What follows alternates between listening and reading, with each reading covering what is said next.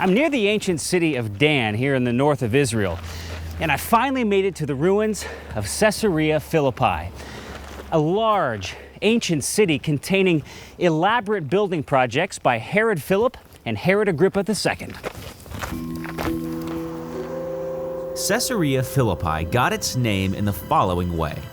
It was built by Philip, the son of Herod the Great. After the death of Herod the Great in 4 BC, Herod's kingdom was divided among his 3 surviving sons. Philip received the region north of Galilee and chose this place to build his palace.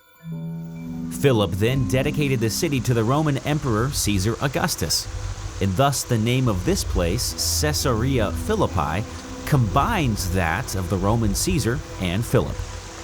But before Philip got here, this place had a long history as a pilgrimage site for pagan worship. In addition to some magnificent Roman ruins, Caesarea Philippi is also known for banyas, a collection of springs and pagan worship sites linked to the cult of Pan. You know who Pan is, don't you? The pagan fertility god with the goat horns up front, the goat party out back. He plays the pan flute. What were the odds of that? Yeah, he's even linked to the word panic. True fact, but I digress. Now, the centerpiece of this massive pagan worship site is this huge cliff and grotto. Now, inside can be found the remains of altars, caves, temples, and courtyards. Now, victims of sacrifice here would often be cast into a natural abyss reaching the underground waters at the back of the cave.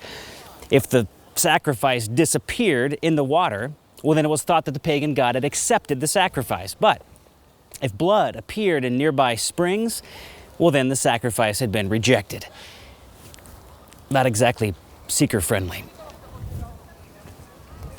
You know, it's amazing to me to walk around the ruins of ancient Caesarea Philippi and consider the fact that I am surrounded by the history of so much worship and veneration and recognition of false gods and mere mortals. And yet it was in this city that Jesus gathered his disciples and asked them the question, "Who do you say that I am?"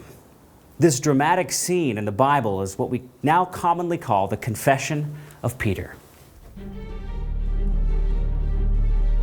When Jesus came to the region of Caesarea Philippi, he asked his disciples, "Who do people say the Son of Man is?"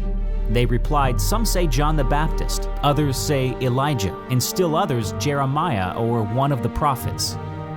"But what about you?" he asked. "Who do you say I am?" Simon Peter answered, "You are the Christ, the Son of the living God." Jesus replied, "Blessed are you, Simon, son of Jonah, for this was not revealed to you by man, but by my Father in heaven." The Confession of Peter is recorded in the Gospels of Matthew, Mark, and Luke. It is here in Scripture that Jesus first accepted the titles of Christ and Son of God. It was also here that Jesus chose Peter to be the leader of the apostles. "And I tell you that you are Peter, and on this rock I will build my church, and the gates of Hades will not overcome it. I will give you the keys of the kingdom of heaven. Whatever you bind on earth will be bound in heaven, and whatever you loose on earth will be loosed in heaven."